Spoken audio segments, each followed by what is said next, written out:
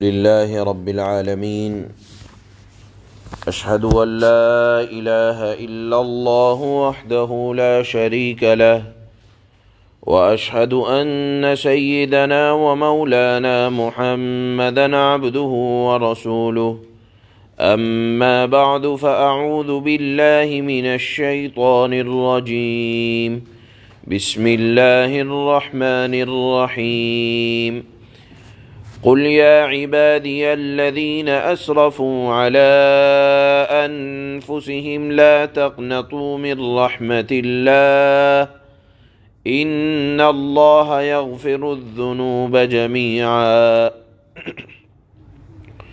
إنه هو الغفور الرحيم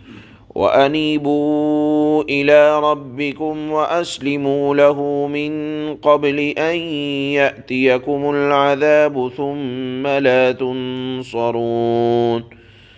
واتبعوا أحسن ما أنزل إليكم من ربكم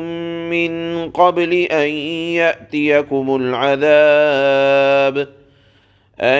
يأتيكم العذاب بغتة وأنتم لا تشعرون أن تقول نفس يا حسرة على ما فرطت في جنب الله وإن كنت لمن الساخرين أو تقول لو أن الله هداني لكنت من المتقين أو تقول حين ترى العذاب لو أن لي كرة فأكون من المحسنين صدق الله مولانا العلي العظيم۔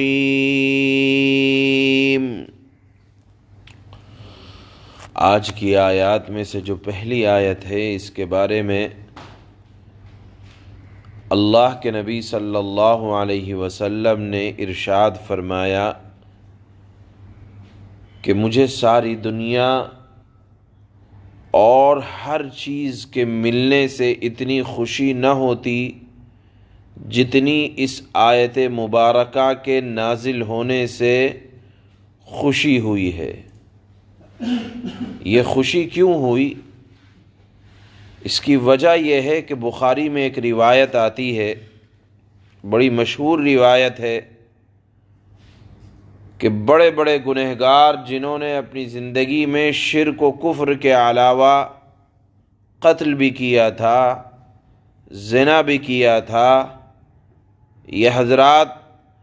اللہ کے نبی صلی اللہ علیہ وسلم کی خدمت میں تشریف لائے اور آ کر عرض کیا کہ یا رسول اللہ، آپ کی باتیں اور آپ کا دین ہر لحاظ سے ہمیں پسند آتا ہے اور سچا معلوم ہوتا ہے، لیکن یہ بڑے بڑے گناہ، کہیں زنا ہم سے سرزد ہوا، کہیں ہم سے قتل ہوا تو ان کے کفارے کی کیا شکل ہوگی؟ اس پر اللہ نے یہ آیت جو آج تلاوت ہو رہی ہے، پہلی آیت، قل یا عبادی الذین اسرفوا علی انفسہم لا تقنطوا من رحمت اللہ، نازل فرمائی، جس کا خلاصہ یہ ہے کہ اے نبی آپ اعلان کر دیں۔ کس بات کا اعلان کر دیں؟ کہ سخت سے سخت گنہگار، مایوس اور بڑے سے بڑے گنہگار، چاہے مشرک ہو، ملحد ہو، زندیق ہو، مرتد ہو، یہودی ہو، نصرانی ہو، کوئی بھی ہو، اگر وہ اپنے گزشتہ گناہوں پر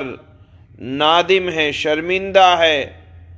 اور وہ توبہ کرتا ہے تو لا تقنطوا من رحمت اللہ، تو اس کو چاہیے کہ وہ خدا کی رحمت سے نا امید نہ ہو۔ کیوں؟ کیونکہ ان اللہ یغفر الذنوب جمیعا، اللہ پاک ہر گناہ کو معاف فرما دیں گے۔ اللہ مالک ہیں، خالق ہیں، اور مالک کو اپنی ملکیت کے اندر مکمل حق حاصل ہوتا ہے کہ وہ کسی کے ساتھ کیا معاملہ کرے، کوئی اس کا ہاتھ پکڑنے والا نہیں ہے۔ اگر اللہ پاک کسی زانی کو معاف فرما دیں، کسی چور کو معاف فرما دیں، یا بڑے سے بڑے گنہگار کو معاف فرما دیں، تو دنیا والوں کی مجال نہیں ہے کہ وہ پوچھے کہ اے اللہ آپ نے اس بندے کو کیوں معاف کر دیا۔ اللہ نے فرمایا انہ هو الغفور الرحیم، اللہ تو بہت جلد بخشنے والا، بڑی رحمت والا ہے۔ اللہ پلک جھپکنے سے پہلے معاف کر دیتا ہے۔ پلک کے جھپکنے میں دیر ہو سکتی ہے، لیکن اللہ سے معافی مانگی جائے تو اللہ کے معاف کرنے میں دیر نہیں ہوتی۔ یہ اللہ نے اپنی رحمت کا اظہار اپنی وعید سنانے کے بعد کیا ہے۔ کل کی آخر کی آیتوں میں اگر آپ کو یاد ہو تو سنا ہوگا آپ نے کہ اللہ نے فرمایا کہ جب اللہ ظالموں کی پکڑ کرے گا اور قیامت کے دن فیصلہ کرے گا تو وہ یہ تمنا کریں گے کہ ساری دنیا اور دنیا کے برابر اور خزانے اگر دے کر جان چھڑانے کی نوبت آئے تو وہ لوگ تیار ہوں گے، لیکن وہاں کی کرنسی دنیا کے خزانے نہیں ہیں بلکہ اعمال ہوں گے۔ تو اللہ نے جب اتنی سخت وعید بیان فرمائی تو ظاہر سی بات ہے اللہ اپنی رحمت کا بھی اظہار کرتا ہے۔ فرماتے ہیں کہ کسی طرح گنہگاروں کو اللہ کی رحمت سے نا امید ہونے کی ضرورت نہیں ہے، وہ تو مالک ہے، خالق ہے، وہ جب معاف کرنے پر آئے تو کوئی اس کا ہاتھ نہیں پکڑ سکتا، تو پھر بندہ نا امید کیوں ہو۔ ہاں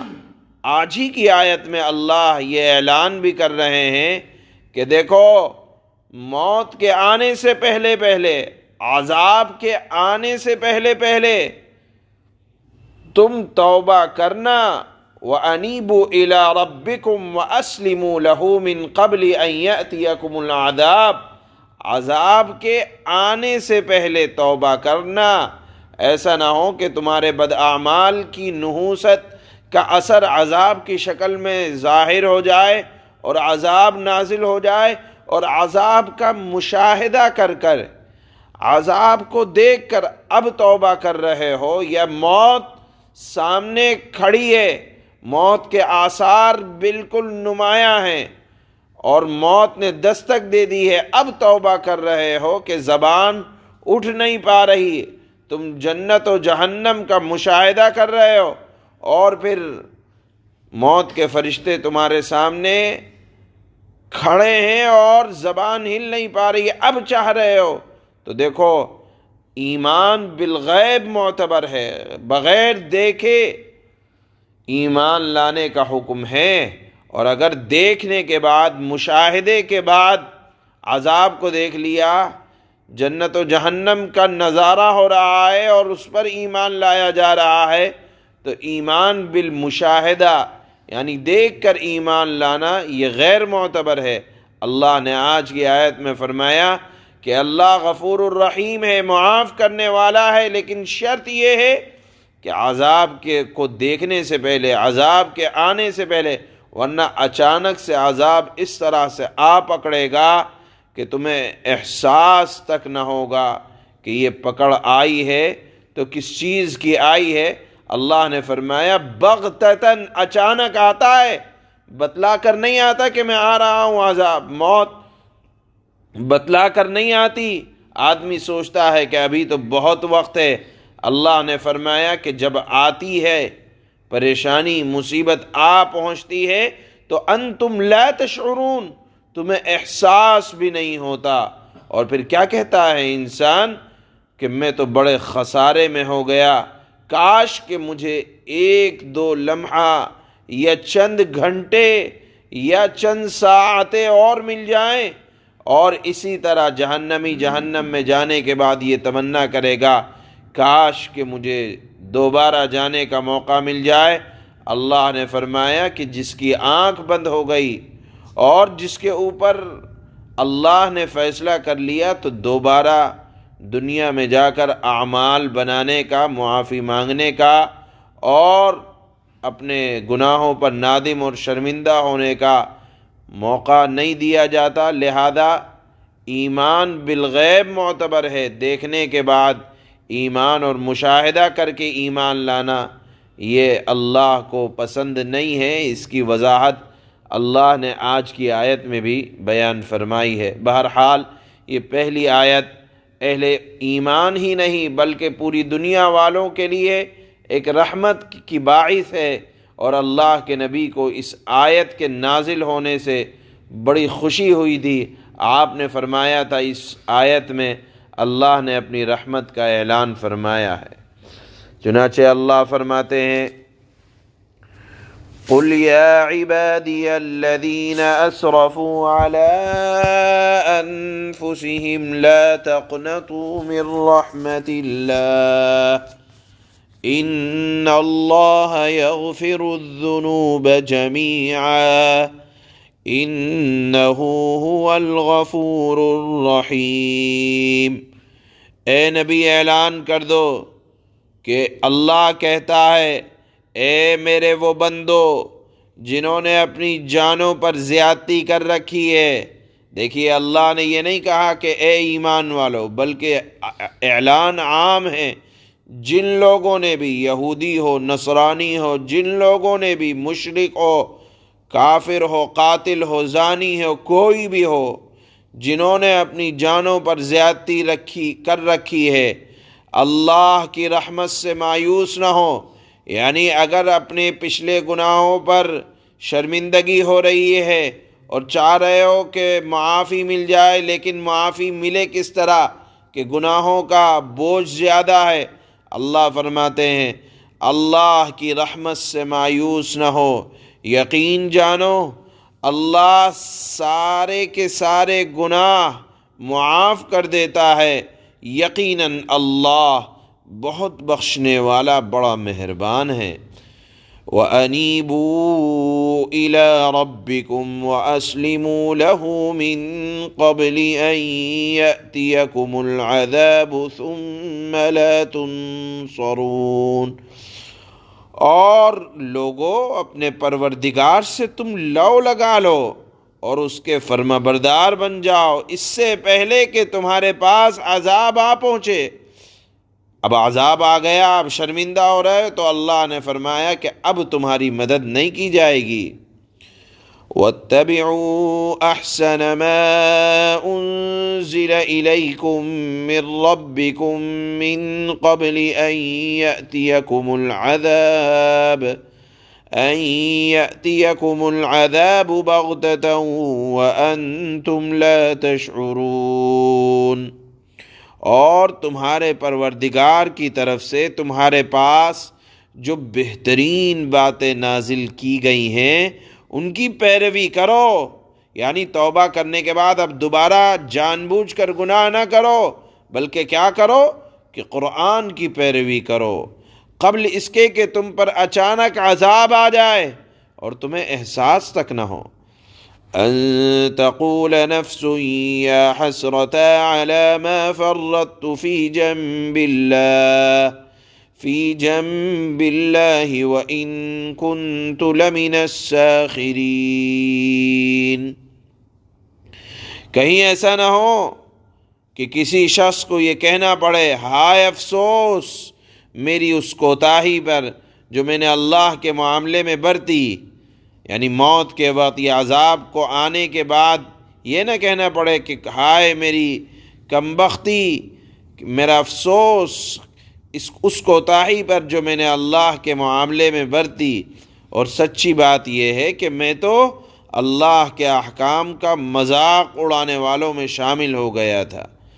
او تقول لو ان اللہ ہدانی لکنت من المتقین، یا پھر کوئی آدمی عذاب کو دیکھ کر یا موت کو دیکھ کر یہ کہنے لگے